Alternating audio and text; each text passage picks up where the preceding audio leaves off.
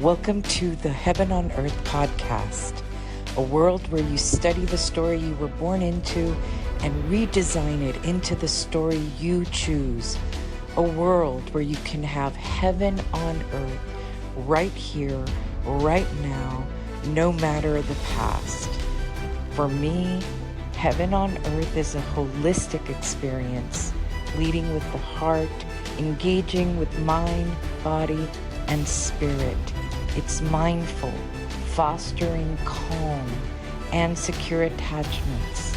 As we rise into consciousness, it's an earthly journey where we sensually embrace dynamic living.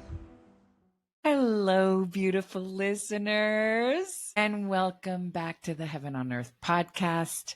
I'm Claudia Cauterucci, the podcast host. Today's episode is something special. It's a time capsule for a conversation I recorded 3 months ago with my luminous co-author, Amanda Flaker. And she's her own podcast host, the Abundance Matrix podcast. Find her there. And today, I get to say these words out loud. Our book is here. The Empath Leader, second edition, Transforming Humanity's Algorithm. It is officially out in the world, available now in ebook, paperback, hardcover, with the audiobook coming out soon. I'm thinking 2 weeks, narrated by yours truly and the other co-authors. All formats, all price points, no excuses. This book is a transmission, a reclamation, and a new leadership manual for a world that is in transition. I like to call it secure parenting as a leadership model for what's going on out there today. Whether you're just starting to wonder if you might be an empath, whether you're in the depths of your healing, whether you're a leader, a creator, an influencer, a caregiver, or just someone who feels that the old paradigm is collapsing and something better must emerge. This is for you. This is for you. We wrote this for the folks who've survived trauma and are now rising with wisdom. We wrote this for the future, for the earth that we are reimagining together. And let's talk about it. What the world needs now is this new leadership paradigm. Shout out Dionne Warwick, my co-authors and I, Carmen Berkeley Anderson, Amanda Flaker, Charles Martinez, Felicia Ortiz have poured our hearts out and trauma rising stories into this work. It's not perfect for sure, because we're actually claiming imperfection in this new era. But from the front lines of transformation, we got courageous. We just had to write our stories down. If this message speaks to your soul, get the book, leave a review. It helps the new transformed algorithm keep the good news in rotation. Let's get the momentum going. Share it. Share it far and wide, because it's not just for here. It's for the planet. The time for empathic, re-evolutionary leadership is now. So let's dive deep into this conversation with Amanda. You'll see a lot of the themes in the book talked about, discussed, felt here. All right. Hi, Claudia. How are you? I am so excited to have Claudia on my channel. She's been on my channel before. She's been on my podcast before.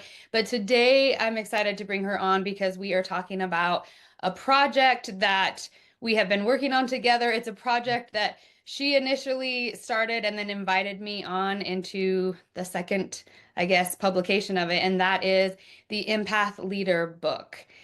I've tweeted it out before. I talked about it on the first round, but Claudia asked me to be a part of it this second time, and I wanted to have a conversation about the book to introduce you guys to it.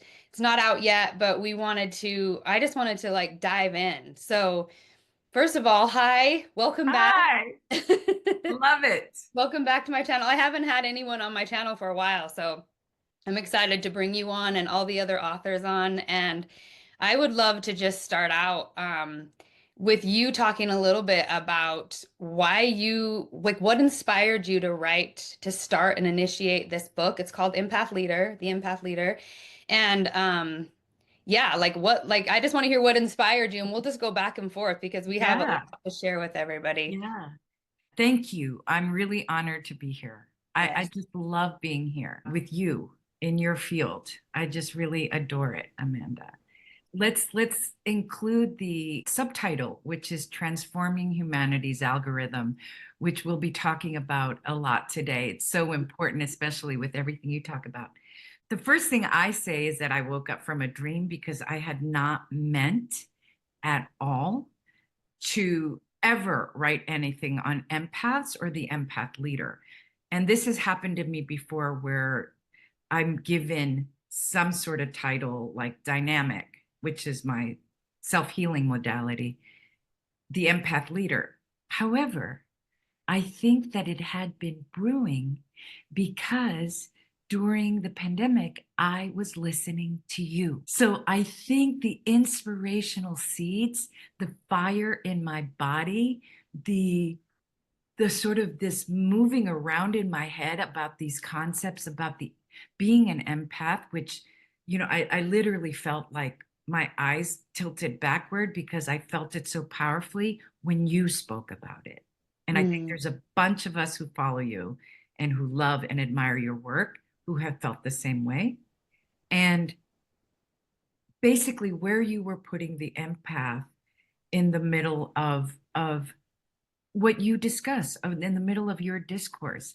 So I think there'd been a lot of massaging, not only about my identifying myself as an empath and realizing all those gifts, but also I just really woke up from the dream that said the empath leader. And you know that I am a natural leader. So it made sense to put it together in that way. Am I mhm. answering the question? Totally. And Yeah. you work with a lot of empaths. I want to give people, Claudia is a psychotherapist for anyone who doesn't know, and she works in Washington, D.C. She's out of Washington, D.C., and works with a lot of leaders, a lot of empaths and a lot of leaders. So I think that that's also part of, you are very much a catalyst for people, for empaths in particular, because it's an intense time, and we're going to dive into that, the times right now, and why now, like why the empath leader, why changing humanity's algorithms, why now, like it's just, the times are so ripe for this. Yes, yes. And even we published the book last fall, but and the co-authors, you, us, we've been talking about like, wow, maybe that was the first draft because divine timing feels like it's so precise right this Mhm. minute for the Precise. second edition of this book. And I think it's just there's such a power punch to this book, and especially with you being one of the contributing authors, it's incredible. Should we talk about the times a little bit? Yeah, I Yeah, think we should. yeah. Let's dive into it. Let's do it. Let's do it. And the first chapter in the book talks about the times because we cannot introduce these concepts and these in this book without talking about the zeitgeist that it's born from. Hmm. This we are here for this moment, and I think anyone who watches you, anyone who works with me, follows me, and I do work with creatives, with empaths, with leaders, thinkers, a lot of sort of people who really put their thought leadership out there, is the zeitgeist that we're in. And if we want to work like we always do, Amanda, multidimensionally, it is a 9 year, Hmm. right? Hmm. 2 + 2 + 5. It is a 9 year, which is a year of completion. Our Aquarius and Pluto are joined right now. And that hasn't happened since the French Revolution, the American Revolution, the Haitian Revolution. So there is something about this time being a time of great change. Of Yes. great change. It's the year of the snake as Hmm. well in Chinese astrology. So what we know is that there's a lot of shedding of skin and transformation. And there's also, the snake carries secrets in its skin. So it's a time of truth, Yes. of Yes. radical truth telling. And I think we're going to see all of that. The Hmm. towers are falling. The one thing that the first chapter talks about is that unsustainable systems will fall. Yep. But just organically, right? And some of these systems were may have, like, just for like root chakra healing, may have been built on a derailed root chakra, collective root chakra, planetary root chakra. There were more shadows, more secrets when some of these systems had been originally created. And so anything based on that is going to start to collapse. Yep. So it is a time of tower, but as the tarot says, I love the tower card, because it means that there's going to be a great rebirth, a great cleansing. Healing is all about that, is getting into all of the roots and cleaning it all the way through. Exactly. So does And that, the empath is prepped for that. I believe a lot of empaths, especially I know my audience and people you've worked with as well, have been really prepared for this time for the last 10 years. Even whether they realize it or not, we have been prepared, probably our whole lives being prepared for this. But especially, I know a lot of empaths have been working on just getting empowered, including themselves in the equation, allowing their yes to be yes and their no to be no. And that is the difference. I've said this multiple times, but between when an empath is in a disempowered state, we hold together that lack matrix. We hold it together. We hold that system together because the empath is so needed in every creation. The empath is needed. The emotion is needed. The heart is needed, because the human is the magic.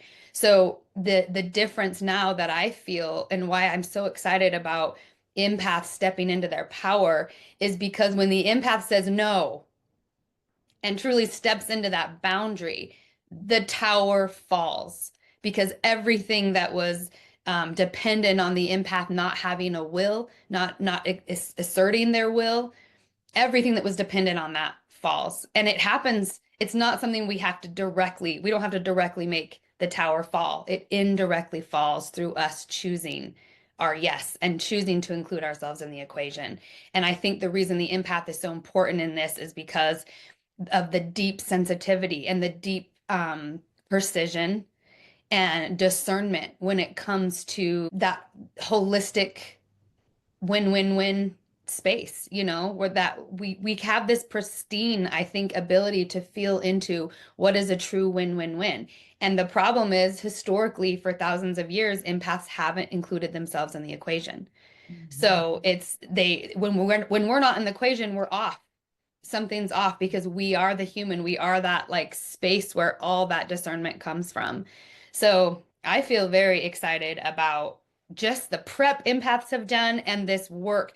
I know with my clients, there's a radical transformation happening for people right now. Yes.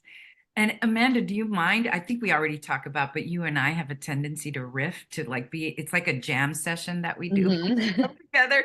So I would also like to ask you a few questions as we go back and forth as you're speaking, especially for folks who are going to, on my end, the people, my audience, to really understand some of your concepts. But let me backtrack what you said, that it's not that anyone is forcing the towers to fall. And you're reminding me of the book Codependent No More. And one of the things that she talks about, because that's really what's happening. If the all is in the small and the small is in the all, which is that phrase I've coined, right? The individual is the collective and the collective is the individual. Is that when the empath stops being codependent on anything, on other people's energies, on other people's emotions, on other people's dynamics, on serving, right? Because that's what codependence is. Codependence is enabling all the behaviors around us in order for us to feel soothed, although it never happens. It's an addictive cycle. It never happens, so we keep chasing that carrot. But hold on. In the book Codependent No More, she says that all you have to do, you do not change the other. We are not here to change the other. We change our own dance. And the moment that we change the steps to the dance, imagine, right? And we stay consistent with like, no, I'm not dancing like that anymore.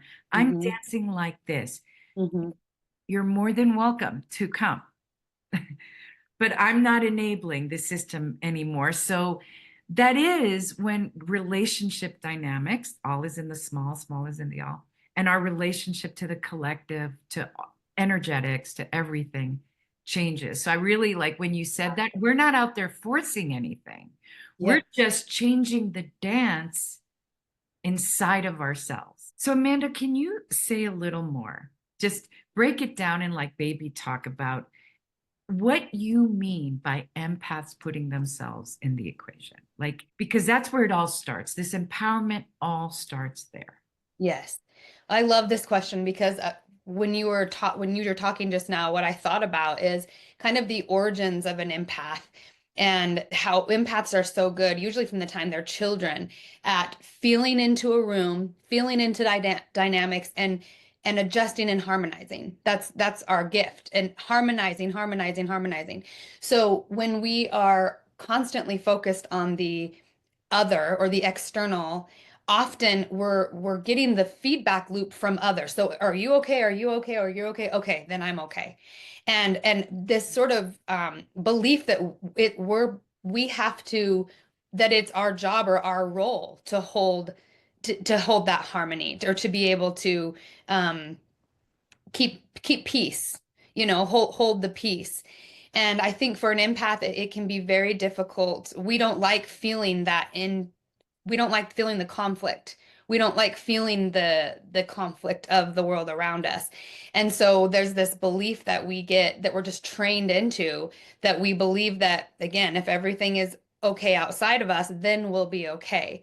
And so including ourselves in the equation, as you said, it's like flipping that on its head and actually knowing, like, from my central nervous system out, that I actually have permission, even if there is division, even if there is disharmony, even if, no matter what's going on out there, I have permission to take a deep breath, to regulate my central nervous system, to say no, to walk away, to pivot my attention, to move into my preference.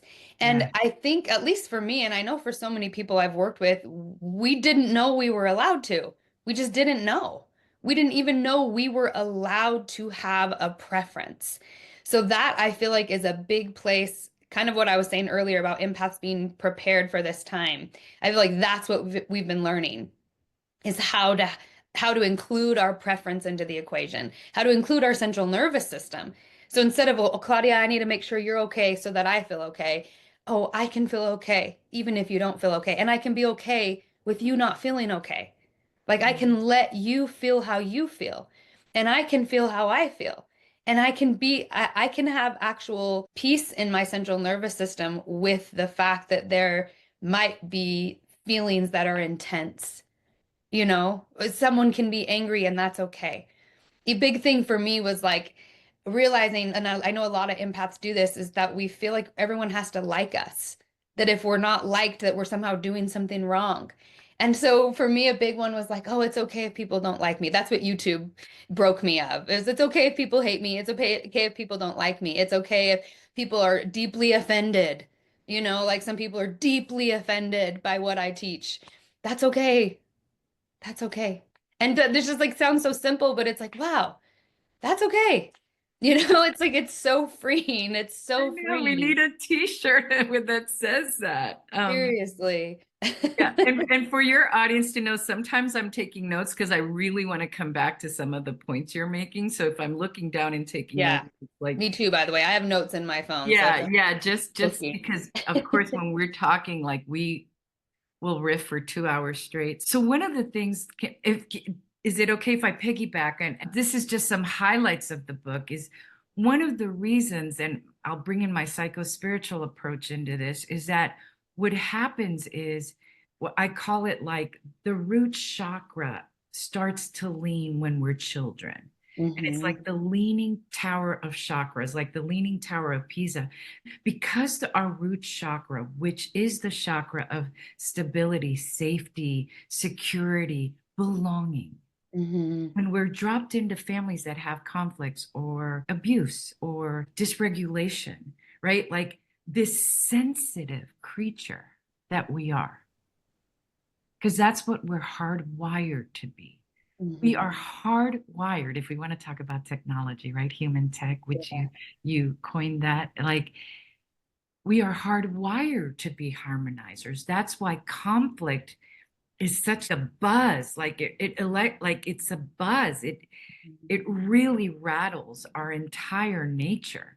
So we start to lean and overcompensate into the sacral and solar plexus, which are the ways to live on the 3D. And so those start to burgeon and dysregulate themselves.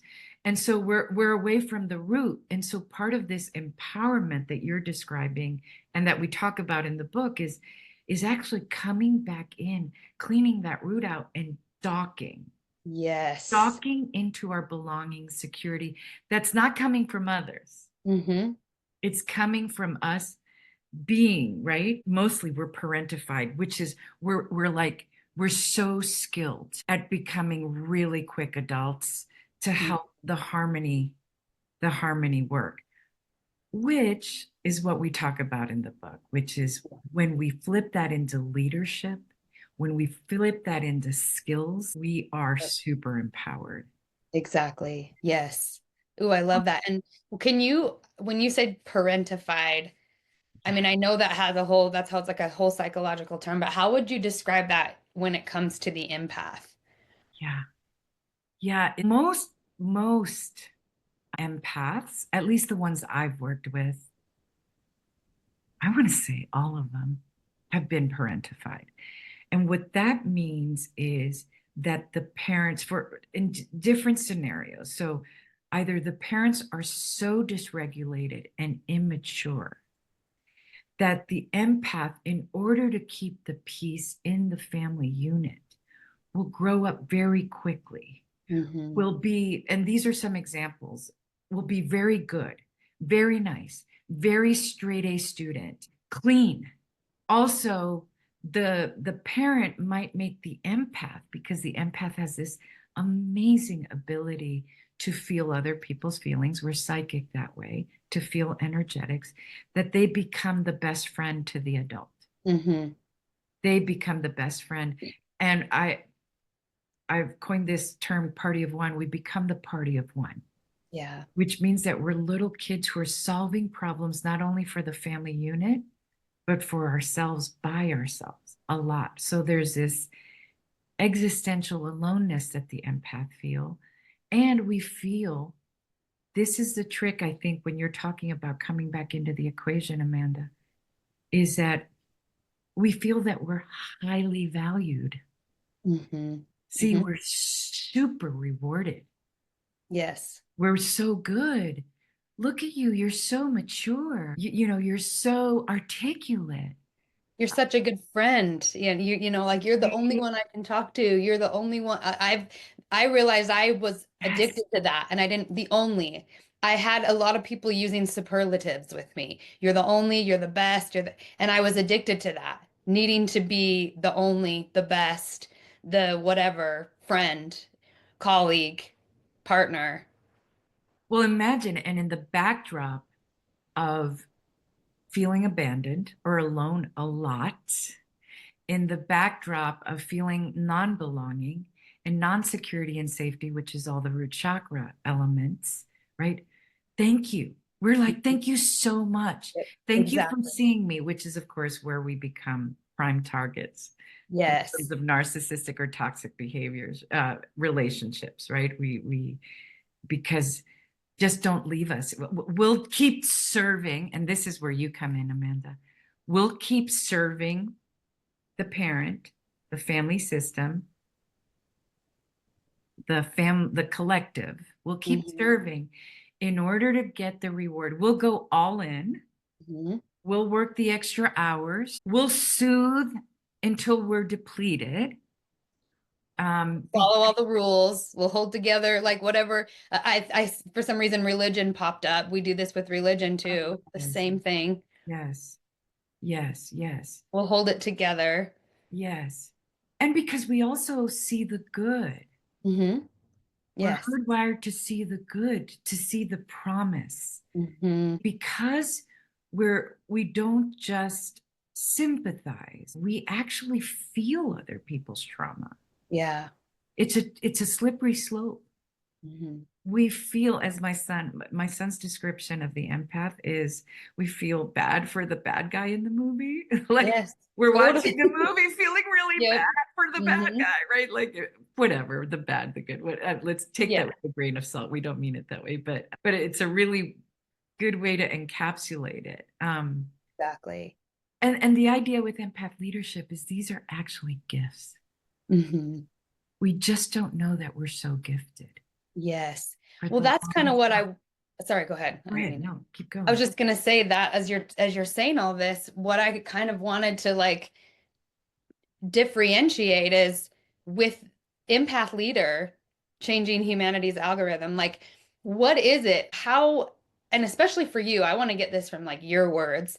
And by the way, Claudia wrote like 80% of the book. So there's other contributing authors, and I'll be introducing all of them, by the way, on my channel. And I'm so excited because it's such an amazing group of people. Like, I truly feel lucky. But from your perspective, like what is that shift and what is that difference? Because we're talking right now about that we are hardwired for this, but that the downfall can be not including ourselves in the equation. So this book is kind of about transforming that. So our algorithm isn't in lack and it isn't in codependency and it isn't in self-sacrifice because we're moving out of sacrifice, period. That's kind of what I believe is that we can't sacrifice and have a holistic system. So I'm curious, like for you and your inspiration for the book, what is your message about that? Yeah. Let's talk like a few words on sacrifice just to like it's like to give it like multiple ways of talking about that, which is the empath is really willing to pay the price. Mm-hmm. So if there's a lot of, and let's all in the small and the all, if you're in a home where there's a lot of fighting, the empath will share none of their needs or wants or distresses to keep the peace. Yeah. So the empath will hide, will get quiet in order to not be a burden. And I know a lot of the people watching us will be like, oh, I don't want to be a burden. I don't want to Mm-hmm. be bothered. So, and that's sacrificial. That Yes. is, we are willing to fall on the sword to cover for others, to enable. And part of the codependence is, and this is a nuance, is codependence on energetics, not just people, codependence on feelings, which is what you were describing. Mm-hmm. So we can't talk about empath leadership without talking about your concepts, Amanda. Mm-hmm. Because the first place, so the book is divided in sort of ish. The first 6 chapters are everything that the empath needs to know to basically come back into their own healed root chakra because they must heal. Yes. Yes. The second part is all about leadership.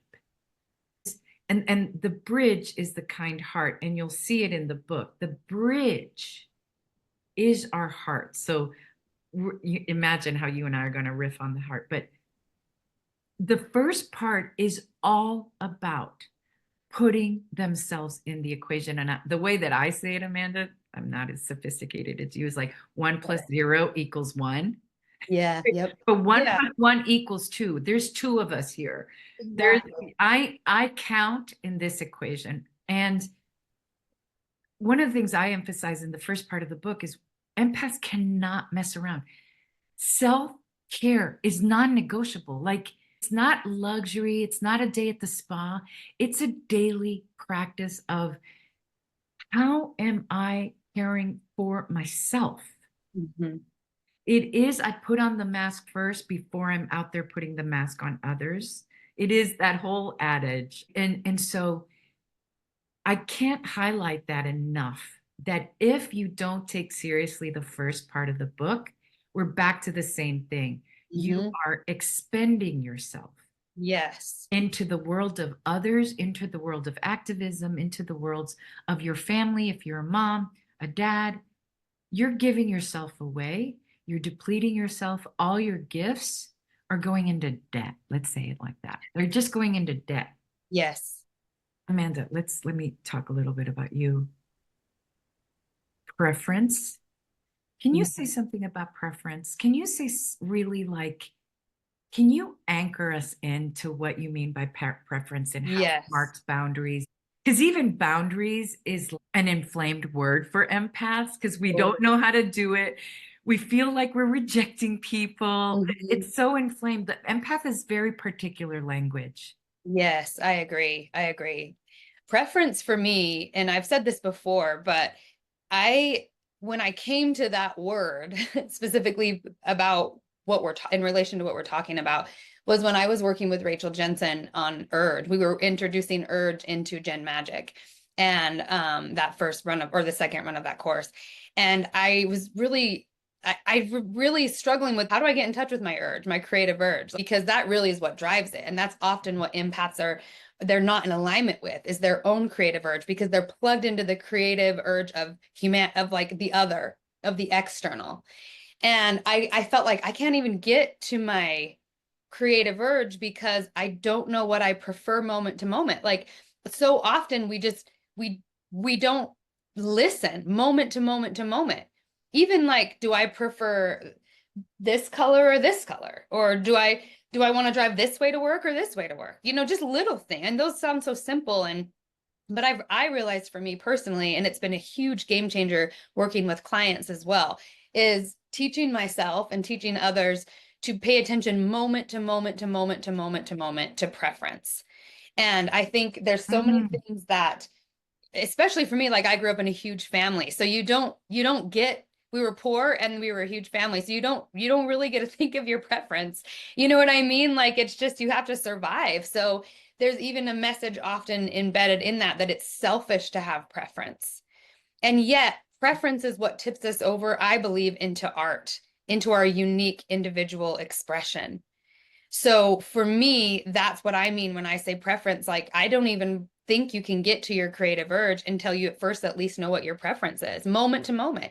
Even if there are certain situations where you can't have what you prefer, or there's lots of people involved, and so it involves compromise. But even just knowing what your preference is, knowing first, like, what do I prefer here? Even if I'm okay to like have wiggle room, or even, I prefer this, but I'm also pretty easygoing because I am in general. I don't have to have my way all the time. But even just to know in my mind, for me, what's my preference? And I think this is so important because I believe that empaths within our hearts, like you said, our heart is the bridge to heaven on earth. And I believe that we lay down the code for heaven on earth through our preference and through our creative expression, because it's so much deeper than we realize. Empaths, and you guys know that when I say empaths, I mean the human tech. Our human tech is very much wired for sovereignty and communion. And you can't have one without the other. Intertwined. You cannot have communion without sovereignty. Otherwise, it's some form of codependence and manipulation.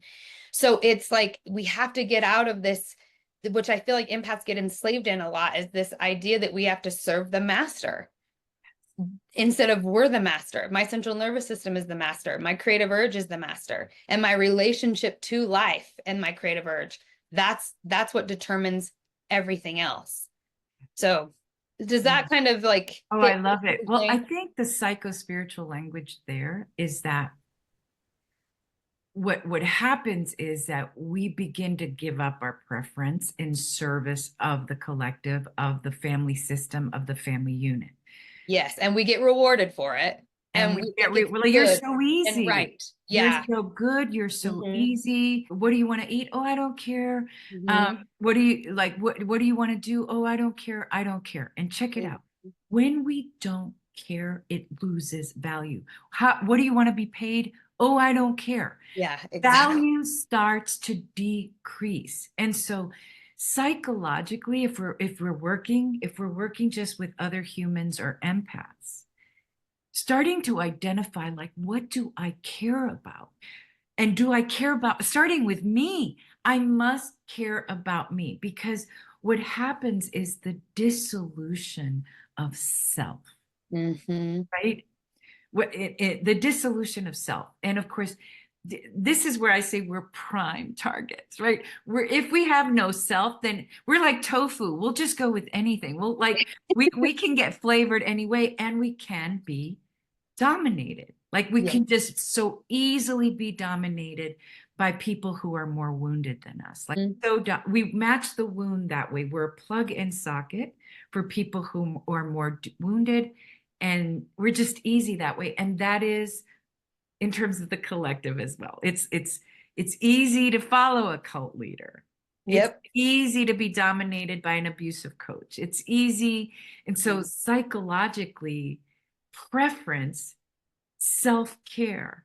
What do I care about?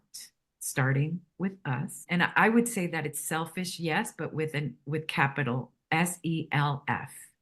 The self. Yes. In the highest meditative way, I love the self. And this idea also, you just this thought of like, we can't, what did you say, Amanda? We can't do sovereignty without communion. And I would say we can't do sameness where we are in unity consciousness, that we're all the same as humans without doing uniqueness. Yep, exactly. Right? Like part of the balance, the yin and yang, like what we're trying to do in higher concepts is, yes, we're the same as humans. We have the birthright. We have the sovereignty, the birthright of worthiness, period. Because we are all the same human species, which you and I talk about. But what makes the Renaissance happen is living into our uniqueness. So there's a lot of this balance. Yes.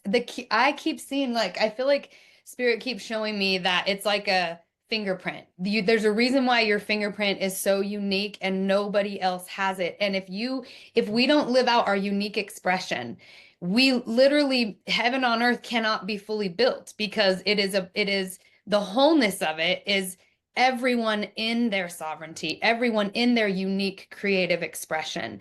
And like you said, you can't really have one without the other. So we can't really connect on our sameness if we're not in our individuality. Exactly. Yeah. Because so what happens, and exactly, Amanda, what happens is, again, we talk about this rigid duality, right? So we're either super separate and super unique, and I'm not like everyone else. And that ends up being, so I'm against you, which is the war vibe, right? I'm against you. My group is against you, my tribe, my whatever, my club, my religion, right? So we emphasize separateness. Yep. Or how about this? You talk about this, you've given me the language. Or we emphasize sameness into mimic. And both are extremes. Both are extremes. Then we're assimilate. Be like everyone else. Yep. You know, walk in with the same beat. Everyone, right? So either ultra separateness, which pulls us into the war vibe, and mimic pulls us into sleepwalking. Yes. We go to sleep. We go into, and psychologically, depression, anxiety, mood disorders, because our uniqueness, our emotions, which is what makes us unique, which draw our life story, is what we feel. Yeah. So I think what we're proposing in the book, but I've always heard you propose it, is this idea of that balance of, we are all human and we all have the birthright of worthiness. And once we know that, check it out, once we're securely attached psychologically, once we're in healed root chakra with belonging, safety, and security, we can go explore our uniqueness. It's so it's secure attachment at its best. Yes, that's such a good way to put it. And I love that phrase, secure attachment. It changes everything for me, because even the phrase has helped me to realize where I wasn't securely attached. And even for me, it's made me aware of the opposite of that. Like, oh, wow, all these places where I was trying to go to the external world to feel secure instead of, I love the way you say docked into my own root chakra. And to me, it's docked. That's how we dock into like source because it's from the inside out. You know what I mean? Even in spirituality, I often have like had this little bit of a like snarl around how it's often talked about as like inviting the light in from above or like out. It's this idea of like some light coming to you, but the way that I feel is like it's from the heart out. Like the source is in here. We're not getting something from external from us, although there is the external as well, and we can also get fed from the external. But the deepest docking in is being docked into the internal. It's like from the inside out. And that for me was a game changer because I grew up sort of thinking of God as somewhere out there. And I had to find the right religion because that was big around me. Who's the true church? You know, what's the true church? What's the true philosophy? So I spent years and years looking out there. And then it was what political party is the right one? And what club's the right one? And what, like it's all this external, which is so about mimic. And it's how the culture war, which I think is what we're in majorly, it's part of how we get in that division that you talked about, where we see ourselves separate. And there's something about from the inside out that really docks us into individuality and the way that source or God or whatever you want to call it is expressed through us uniquely, which is what the world wants. We wouldn't even be here. I mean, think about the evolution of you, all the history that had to happen for you to be here. We are so valuable and we're keys, we're like cornerstones for heaven on earth. But we devalue all that thinking that, oh, I'm worthless and there's nothing within me and I got to find everything outside of me to make me worthy, to make me have it, be right or be good or whatever. And I think even right now with the culture wars, there's this emphasis on I hope I'm not going out into the weeds too much, but it feels relevant to what we're saying. But there's this emphasis on being right, being in the right group, being in the right political party, having the right philosophy, having the right theology, whatever it is. Like that's what makes you worthy. You're only worthy if you believe it this way or see it through this lens or join this political party or this church or this group. Mm-hmm. And I think it throws us way off. It gets us into mimic, which is what you were bringing up. It's what we go to sleep and we just go to war. Yes. Mimic and assimilation, right? That goes hand in hand. And I think what you just described is actually the history of humanity, which Yes. is, are we with the right group? Are Mhm. we assimilating? Because if you don't, there is a high price to pay, or in the past, Mhm. there really, really, really has been. But Yep. that serves a particular type of system that doesn't want you to be docked in. Doesn't Right. listen, I don't want to talk a lot in sort of defiance or it's more like, how about this? We can bring it back to the subtitle, Transforming Humanity's Algorithm. And Amanda, you were one of the first people who really, I mean, when you said it, it was in me. Like I just felt like this, all my chakras lit up, which is we have to love our humanity because what we're doing is hating our humanity. Yes. And I think part of what's happening, even though, and I really want the audience to hear this, I know it feels really scary and turbulent because any towers falling always, Yeah. if you've been in therapy, y'all, there's some tunnels that we got to go spelunking. There's a lot of beliefs that are dismantled about the self, about your family, about your culture. The middle part, not easy, not Yeah. pretty. It's pretty messy, right? Yep. But it is like a childbirth. Childbirth is messy. So what do Mhm. you do in childbirth? We breathe, we get support, Yep. right? We do it together. Someone's telling us to breathe and push. And I think that's what we're doing. We're birthing. And I think part of, at least in my purview, I think there's lots of us who believe this, that the way we've been doing it, based on domination, based on superior, inferior, based on if you don't mimic, you will pay a very high price. Mhm. Um, and it's funny because the age of Aquarius is all about individuality and innovation. So I think we are going into a new era, at least where you and I are promoting, hey, we need to come together into loving our humanity because, Yes. hello, Yep. we're all human. Yes. Yes. We're And all human. starting with our own humanity, because I think often, especially when we're in turbulent, divisive times, it's hard to tell someone, especially when you're feeling injustice, to say, oh, just love the people or the group or the whatever that you feel like is causing all this pain. It's completely different when you bring humanity into the equation, and your humanity first and foremost. What, like, being so respectful of your humanity, because that is the tech. And I feel like we have not understood how our human tech works, and we've just been kind of taking a dump on ourselves. That's how I feel. Like, I feel like we have not.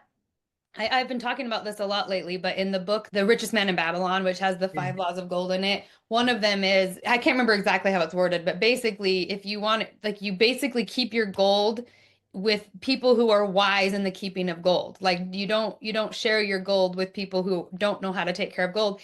And for me, the gold is the human heart. And I think for yourself to be wise in the keeping of the heart, and to be wise, that's being wise in the keeping of your human tech, because that's what we are. That's what we have to work with. So if we're not wise in the keeping of our gold, we lose it.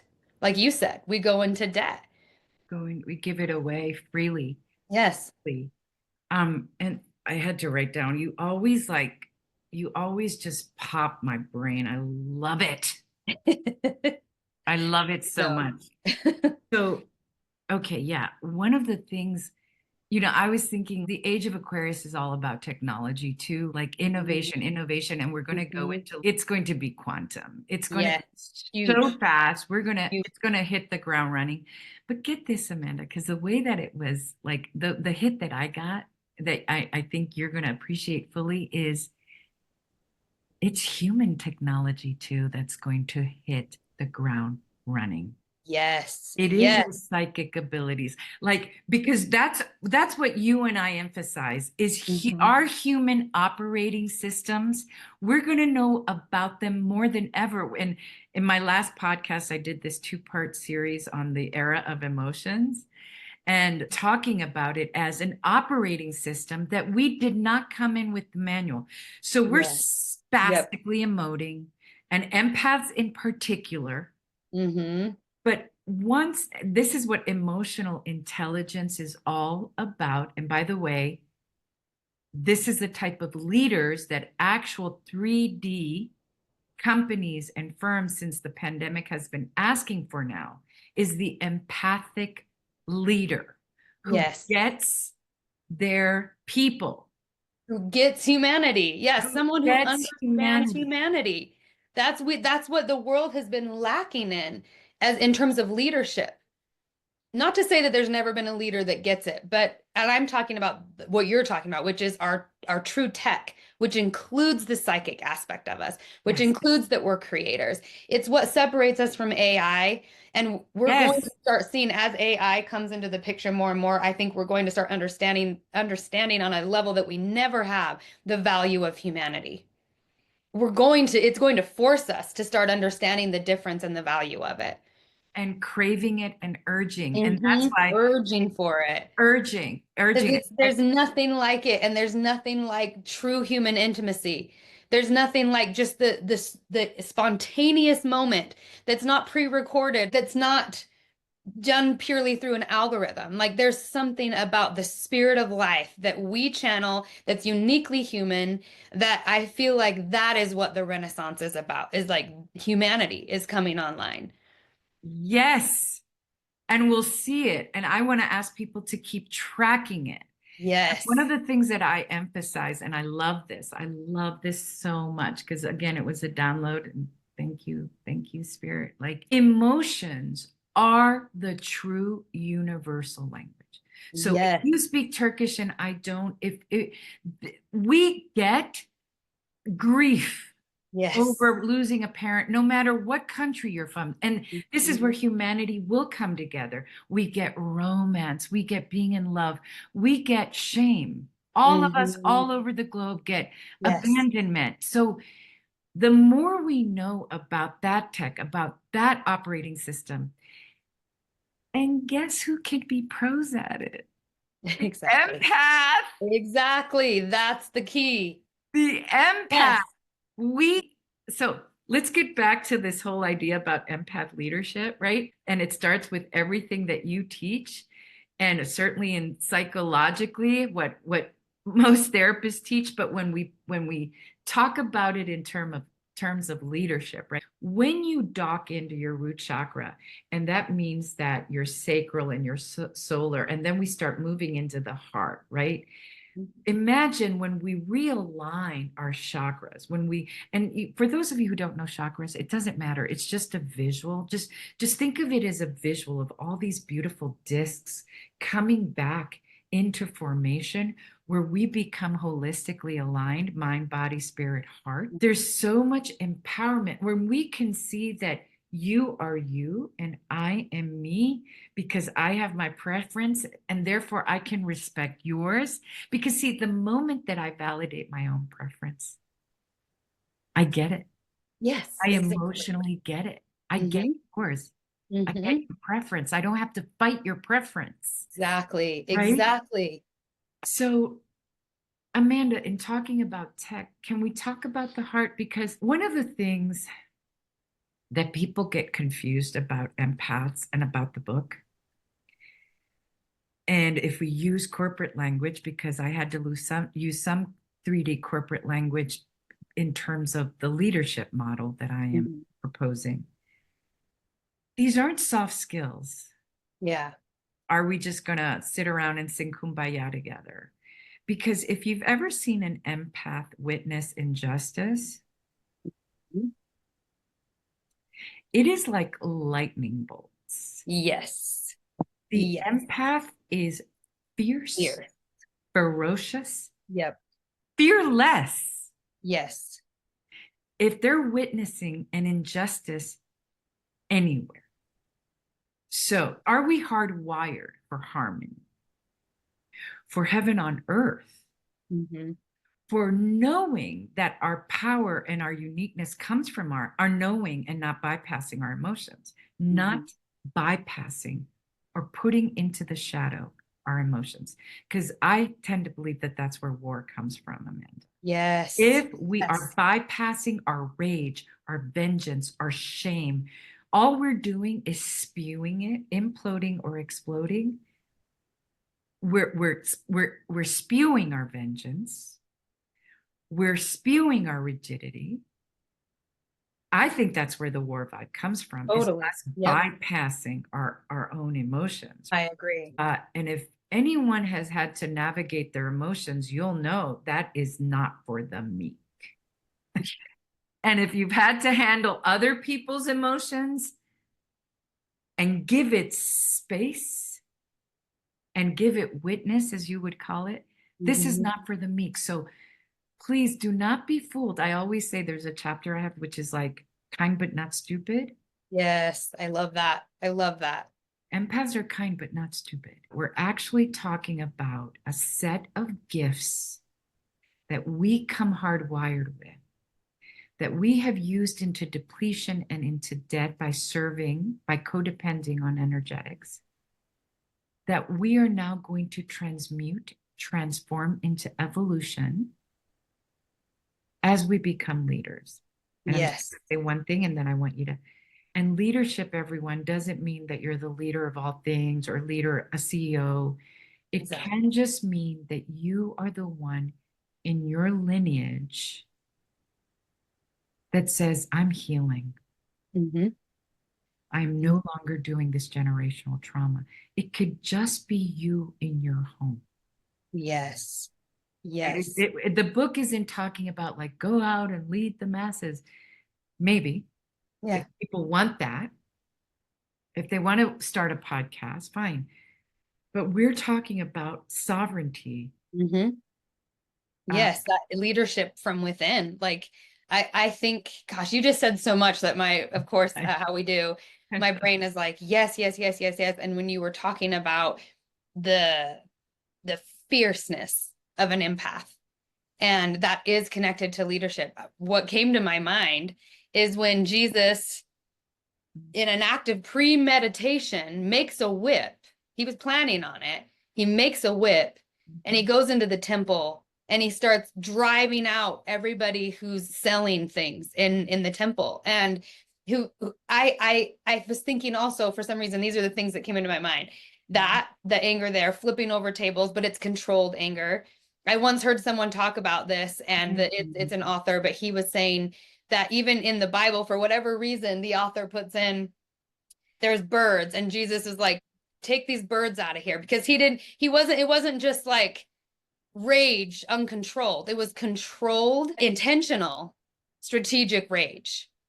That's, to me, the power. And the other part, that's what happens when we're in leadership, to me. It's when we're calibrated. calibrated. That's a great way to say I it. keep saying we're the DJ. Part of like the healing is that we know our emotions so well, even our grossest horror. I just did a post on vengeance. It's like, because we feel vengeance, we want vengeance sometimes. Yes. When we calibrate like a DJ, then we regulate. Yes. Yes. And there's a place for it. The other thing that I thought of when you were saying that, Jesus came up both times, which of course, because he's the ultimate empath. I feel like he's the blueprint in terms of human tech. But the other thing I saw was how the Bible talks about people not being able to get near him. Like, people would crowd around him, but there would always be sort of they couldn't touch him. And often he would feel people, and he would go, like, on one verse, I just read this the other day, which is strange because I haven't been reading the Bible at all, but I was reading it the other day, and it says the people were gathering around him, and he went and got on a boat to get a distance, and then taught from there. But there's always this, like, people couldn't touch him, and that's why they say when he was arrested, he knew he allowed it, because people couldn't get near him otherwise. And this is what I feel like, that's when you're in your sovereignty. It's, you don't have to, because empaths worry about or feel often like they get taken over by things, and so we feel like we have to hide from things. But he also fully emoted, like he would cry when he'd witness things about the people. And I just feel like there's something powerful in allowing emotion. There's no, it's not this like, I'm above emotion, I don't feel anything, I'm just in this. It's like, this is the tech we're talking about. The emotions actually create boundaries. Like they actually, they create a whole vibe that I think empower us in every way, every emotion. It doesn't matter what it is, whether it's rage or joy. It's for us. Passion, like, or anything. Just even like, if we do in here and now moment, feel us. Mm-hmm. Like, feel of like how passionate we feel.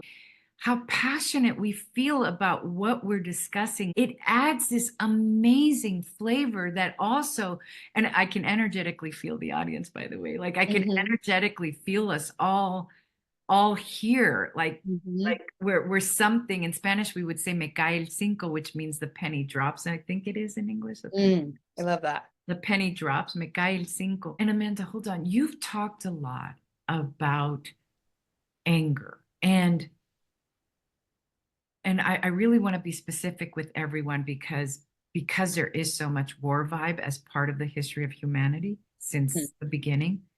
I really like to be very clear, especially as a therapist as well. Anger is also a useful emotion because, of course, all emotions are loaded with information. And as we know this language that is inside of us, the universal language of emotions, we find that anger is bringing a message of some sort, a no, a stop, a boundary. I like to say the empath has a spear. We don't attack with the spear out here. We place it in the ground. We just say a big no. Yes. And the one thing I want to say to empaths who always judge themselves when they're angry is, listen. By the time you're feeling angry, remember, Empaths will pass every exit. They'll be like, well, but they're traumatized too. Well, but I see their point of view. They'll pass a whole bunch of exits, seeing the other's point of view, getting into the other's shoes, which are skills. Those are gifts, by the way, in leadership. Yep. Wanting to actually resolve conflict. So those are all exits. By the time the empath, as a parent, as a friend, as a lover, as a citizen, reaches anger, listen. Yes. Yes. Listen to what boundary needs to be placed, pero ya, which means now. Yes. So, empaths, don't be ashamed or put that back into the shadow. And we're not saying go out and act out on it. On the contrary, it's like, what is this? Ask it the questions. Yes. It has so much data. Such So deep much. data. Yep. So much. Yes. Amanda, can we talk about the kind heart a little bit? Yes. That just leads us into, that's the bridge between healing ourselves and into actually going out into the world. And so your descriptions of Jesus, and what I put in that chapter was this idea of we commit 100% to the kind heart, because otherwise we will become automatic. We will sleepwalk. We will go into non-humanity. But for the empath, or for any of you who are afraid of opening up the heart because we'll get invaded, which we have been, is we have parameters and perimeters that we choose, which is what you describe as preference. Can you talk about a little bit about the kind heart? Yeah. Yeah. You know, when you say the kind heart, what I heard in my mind, what I think about is the restored heart, because I do believe that historically our hearts have been broken. We've been shattered. We've been split. The war has we've sacrificed our humanity. And remember, the most quintessential aspect of our humanity is our heart. If the heart stops, we die. It's like all things come from the heart. It's the first organ that's formed. Like it is the center, literally, of who we are as humanity. And our hearts have been broken, and we have been operating as a species from that broken place. And even the Bible calls it like a hardened heart, like when your heart gets hard. And it talks about removing the heart of stone and getting a heart of flesh, a heart that's tender. You know, like that to me is what it's all about, the restored heart. And I don't believe we can have a restored heart if we're not first reconciled to our own humanity, to who we are, to what we are, and to what we come from. And I do believe we were created and we are creators. And that's a huge part of what we've been at war with in our humanity.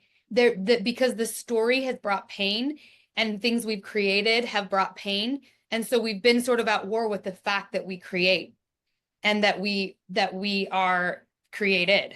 You know, and I really believe that's why there's a war on humanity, because there's a wound.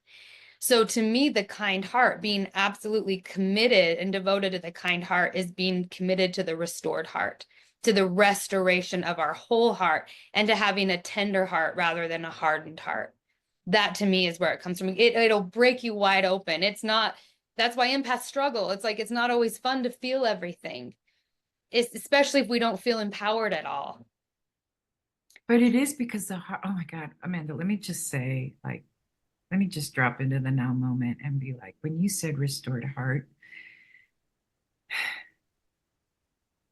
I just felt like goosebumps. And again, it's what I experienced when I first heard you so many years ago. It's this me cae el cinco. Something just happens all throughout my body. And my heart, I felt like a little ache, because it's like, oh, of course, like what you're saying, of course. Imagine who we are, all in the small, small in the all. When we've been hurt, when we've been heartbroken, the next relationship, poor person, right? Yeah, exactly. Because we're either going to be raging at them, and this is what humanity does. This is just so brilliant. Like, I just love the idea, and maybe we can work on adding that to the chapter on the kind heart, is talking about the restoration, because it's not just the kind heart. I think we are born, our operating system starts with the kind heart, and then it gets raped and violated and invaded and taken over, and Exactly. we're serving the master.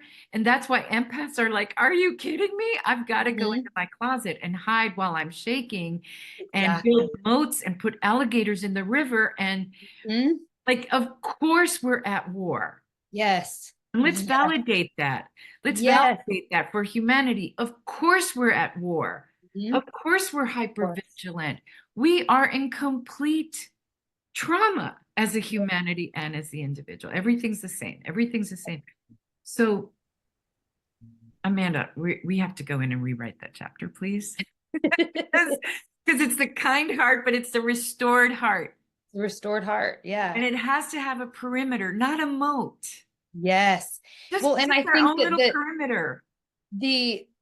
The hardened heart, when we're in survival mode and we're serving the system and we're in the matrix of lack, it's self-perpetuating. That's why I call it the extinction program, because we cannot survive. Again, if our hearts stop, we die. If we if we numb out the heart, if we harden the heart, humanity ceases to, what makes us human ceases to exist. So that I think it's just essential to have a tender heart rather than a hard heart, a hardened heart. But that's scary. Right. And a tender heart, that is true. And tenderness is true intimacy. You've seen everything I post on Instagram. For those of you who think it might be weird, but actually I'm posting about the tenderness between humans, between children, between animals, that this is part of our operating system, period. We cannot lose tenderness. We cannot lose it. But if we are more evolved, we know our preferences, which are our parameters. So, like you said, what did you say? Like the gold, the keeping the heart of gold, like who we place our heart with, and we can hold an open heart for humanity. Right? There is a perimeter, and it's I liken it to like when we were kids, where we would like draw an outside circle and then color inside. We do get to vet. It's like we do get to say, listen, in order for you to come into my heart, I need you to, let's say, be loyal or be tender. I need sweetness in the home. You get to say, in order for you to come into this home, to my heart home, now that I know myself, now that I've healed, first part of the book, now that I've explored my operating system, now that I know my emotions, that's why the healing of humanity and of ourselves is so essential. Yes. Before we move out there. This is the time. This is the era.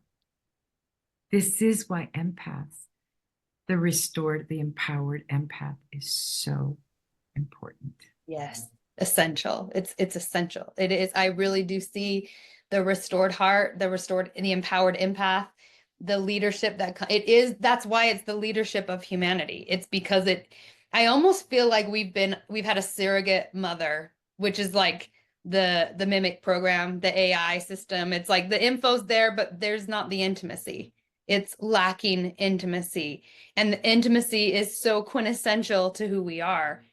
So that's why it has to emerge. It has to come forth in order for humanity to not just survive, but to thrive. That has to come online fully. And I love what you said about the parameters of it. Like, we can have a tender heart. And in fact, it is the tenderness. Going back to that vision of Jesus, like, his heart was tender and it created boundaries, literally, like his fierceness, his protection, his absolute commitment to humanity and the heart of humanity, and humanity being restored and understanding what it is. Like, that was it, like being restored to the Father, being restored to who we actually truly are. That was what he was fierce about. And I feel like that's the leadership of humanity right there. And it does create boundaries, I guess is what I'm saying. Like, tenderness itself, allowing our hearts to be tender, shows us where our boundaries are. Because when your heart's tender, you can feel when there's like that density where you're like, that's why it gives you discernment. I think the tender heart is the key to discernment. Yes, yes, yes, yes. Discover, discern, decide. Like that, those are like my triple D's. I use it like tongue in cheek, like triple D's. Love But it. and let me see, you were just saying something that felt really good. Okay, yes. So, and I want to be really clear that I'm in no war vibiness. It's just sort of stating what we've been under, which is centuries, right? Millennia of being under systems or being raised in systems that were doing it without heart. Because in order to be at war, in order to have enemies, we can't have heart. Right? Yes. We must demean. We must feel superior to others. We must have them be inferior. We must, and this is in general, whether, I mean, however you want to play it out, whether it's masculine, feminine, whether, whatever, how, choose and pick the wars that we've been in. We must say that this religion is better. Like we must demean in the superior, inferior paradigm. And it cannot, listen, we can't kill, torture, demean, subjugate anything, anyone, even animals, if we have a heart. Exactly. It's not possible. It can't coexist. So, and even, even in corporate world, we've just been under this veil of heartlessness, although I really promote all throughout the book that the underbelly and the counterwave to sort of heartless systems, heartless without a heart, is that humans care. Yes. So even through all of this millennia of humanity being in sort of under heartless war vibiness, less of heart, I really want to say it like that, is the fact that humans have cared. Humans have brought refugees in. Humans have cared for someone who broke their leg, right? We talk about the quote that was attributed to Margaret Mead. I'm not even sure if it's accurate, but the idea that the broken femur was a sign of care because someone had to help the human with the broken femur. Yeah. And that it's not even love. We don't have to know people. Paramedics don't know people. Care. We don't know people when we, stand up for an older woman to sit on the bus. Humans have in their operating system this care code, which has kept us alive. Yes. In spite of these systems, right? That don't work through the heart. It is what will continue to keep us alive, which is why the heart, emphasizing the heart in the times that we're moving into, we're going back to the times. And you've been beating this drum. How long have you been beating this drum, Amanda? Like 10 years now. 10 years now. Yeah. We have to awaken the heart, honor the heart. And I think what the book is adding and what you and I are adding is like, we get it, empaths. We know you've been violated. Don't worry, we get it. Yeah. And this is where we add the restored heart. Yes. Parameters, perimeters, and preference. Yes. I love that. I love that. Yeah. We're not saying go out there and give away your heart, like deplete your heart. That's not what we're saying. And we're not talking about self-sacrifice. I think that's a big thing. We're not talking about sacrifice at all. Like it's not unless you want to talk about, which again, I don't know why all these biblical things are coming to me, but being a living sacrifice, which is different. It's completely different. It's like, to me, being a living sacrifice is being alive day to day and dying every day. Like every day, having a heart, it's like, it will hurt. That's just part of it. You know what I mean? Like it's this incredible palette that we have, that we can feel everything from joy and ecstasy and pleasure and intensity to sorrow and pain and grief and hopelessness, but that's part of it. You know, like that's part of being alive. And I think that there's something about learning how to work with our operating system, with those emotions, that's key to this next level of our evolution. And that's what out in the 3D world we're calling emotional intelligence, Yes. which is what leadership paradigms are asking for more than ever.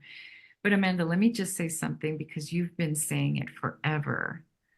That part of our operating system is that the empath is the one, because of our ability.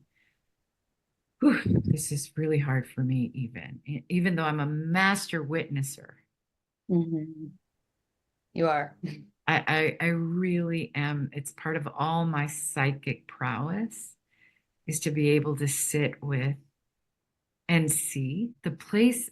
You've been saying empaths hold the prowess of transmuting humanity's pain, and giving up on the vow, I will suffer until there is no suffering. Mm-hmm. It's more like I will alchemize. I will use my operating system, my vessel, to alchemize what's happening. Yes. And let me Yes. tell you where it's really pressing on me.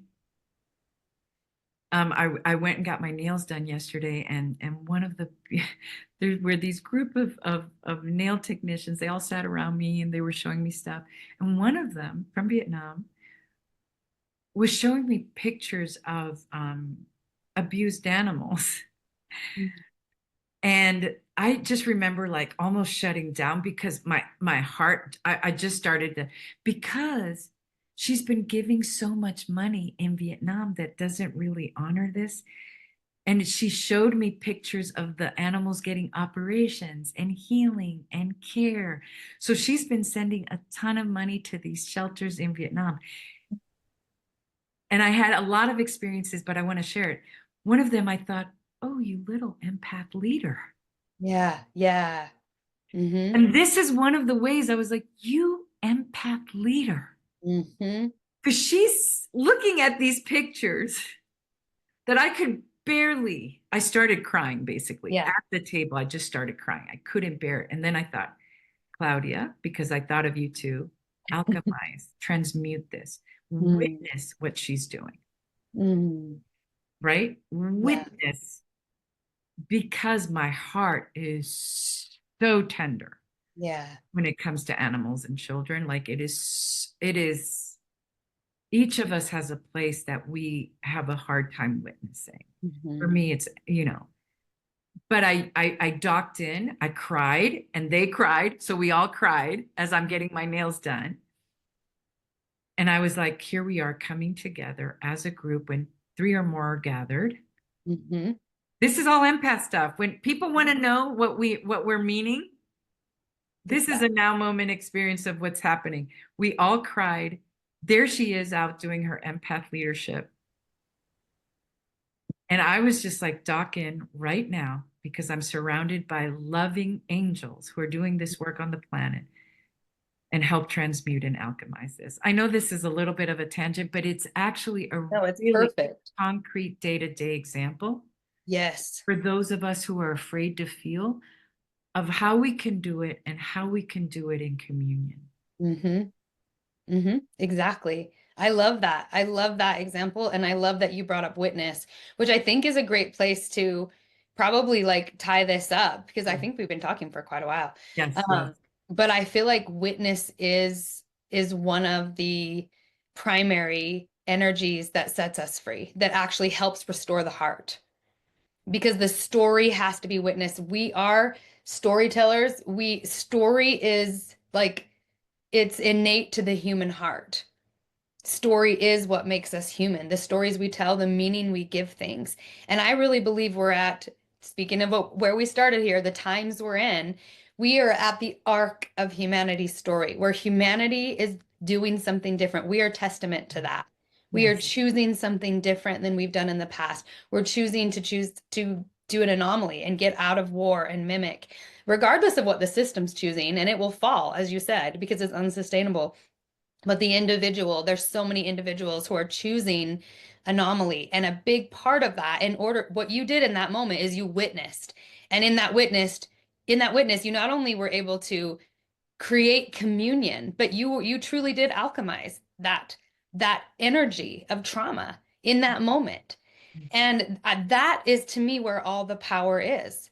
That's where the power is. It truly is in witness. I don't think without witness we would have a restored heart. We could have a restored heart, because you can't restore your heart if you can't first witness where the trauma has been and where the pain has been. It's Yes, huge. yes. And the invitation here is, let's not do it alone. And I think when you said, and yeah, I wanted for us to have, so for my podcast, which is the Heaven on Earth podcast, which obviously is not about bypassing anything. The messaging of, history will not repeat itself. Yeah. This is that we're having an explosion of evolution and consciousness and connectivity. The internet has connected. Like, we see everything happening everywhere now, all the time. And I happen to be a real believer. So this would be one of my Heaven on Earth messages. I wanted to ask you for one, or for several, is history will not repeat itself, because we are too conscious as a humanity at this point. It doesn't mean that it doesn't look like the formula is playing out. Like, oh my God, is the formula playing out like it always has? And in every experiment, when one little variable changes, the whole experiment is different. Yep. The whole thing changes. And we are connected through the internet. Everyone's seeing what's happening on the other side of the globe here. And we saw it. We've been seeing this. These are the times we're in. And there is, my Heaven on Earth message is healing through witness, through the awakened heart and the restored heart, is the variable. These are the variables that will not allow history to repeat itself. Exactly. Yes. Yes. I love that. I love that. And there's something that you said in that, like, the internet has given us the opportunity to witness in a way that we never have, to share and to witness. And it does bring light to things. When you were talking about, if you change one variable in an experiment, I thought about the observer, how that we know that the observer changes the experiment. So going all the way back to, like, to me, part of Heaven on Earth for humans, for me individually and for human beings, is that we are creators and that we make meaning. So when we give it a different meaning, it changes inevitably. You are just brilliant. I feel like I've known you. I like listen to you all and it's like the codes keep dropping, and this idea. Let's end with this. What do you think, Amanda? Let's end with Renaissance. Yes. Let's end with Renaissance and Heaven on Earth, and like, and let's be clear. I say this on my podcast. Listen, y'all, Heaven on Earth isn't spiritually, emotionally bypassing anything that's hard. On the contrary, it is living in death and rebirth in Scorpio season, meaning that we are dying to parts of the shadow, parts of ourselves that are no longer sustainable, whether that be in the individual or the collective. And we are rebirthing ourselves, which is exactly what Renaissance means in French. Renaissance means to be reborn. It is the resurrection if we go spiritually. Yes. We are in the process, and it's messy. It is messy. It is chaotic, but there's order that comes after chaos. That's what chaos theory holds. And Renaissance. So notice, like, if I'm going to give any directives, notice the part of you that even in the chaos, we are urging for art, for music, for communion, for times of eating meals together, for music, and for, I'd like to really, really ask people, there's a word called pronoia, and pronoia is to look, instead of paranoia, it's pronoia. Isn't it gorgeous? Isn't that I love it. Word? It's looking for the places in the world where things are getting better, where people do come together. There's crisis. Mm-hmm. Humanity does come together. Can we Yes. track that? So that's my heaven on earth. Ooh, I love it. How about yours, Amanda? Amen. Like, Amen. any words on Renaissance? Um, yes. I mean, I guess I would just input and add and end that Renaissance. I love that you brought up rebirth. It's to me, it's taking all of that equation that we've had of the war and the trauma and it's the alchemy that you talked about. It's what do we do with all that is? And I keep getting the message that regardless of what is, I'm going to use all of it. Like all of its fuel, all of it is energy. Energy is energy. Whether we categorize it as good or bad or whatever, it's all energy. And so knowing that I have the power to use all things, all things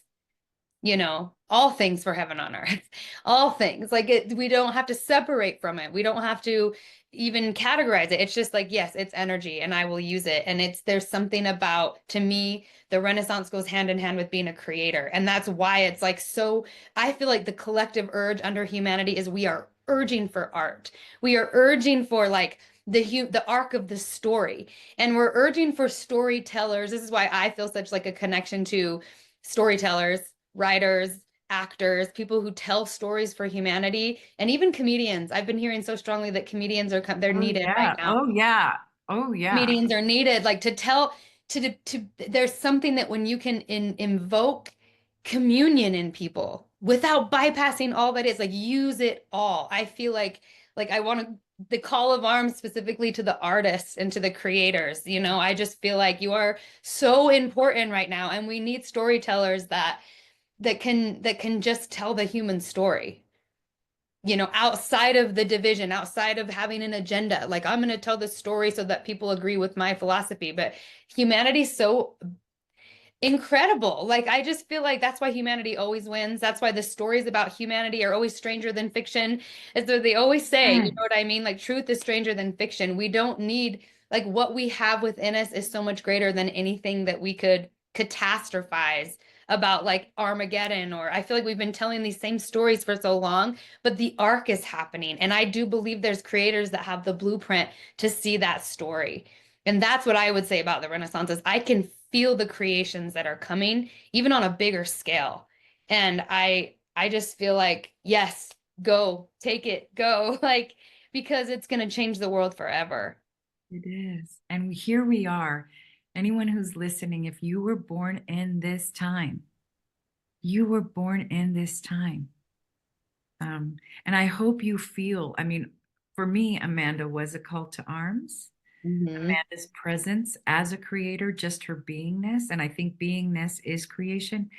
But we just hope, right, Amanda, and the other co-authors, that the book be a place that you could feel some rumblings, some pops, some glitter, some bubbles happening inside of you. Yes, yes. Amen. I'm excited. So for anyone watching, just keep your eye out. I will, of course, let you know as we know further what the dates are, but I will let you know when the book is released. And I cannot wait to introduce you to the other co-authors as well, and just the overall message of the book. I feel like the time is now. It's so ripe. It's so mathematically aligned. And yeah, I just can't wait. I'm so excited for it. Thank you, Claudia. Thank you so much for this conversation and for Thank everything that you you, offer. Amanda. Thank you for your dream of this book and the fact that you brought it to fruition. And yes, I feel so grateful. Thank you. And I just love doing this with you, just being in your field and love making, like what we were Yes, talking about, love making through connecting with our mind, body, spirit, exactly. right? Yes. Thank you. Amen. You're welcome. Thank you. I love you. I love you. Bye.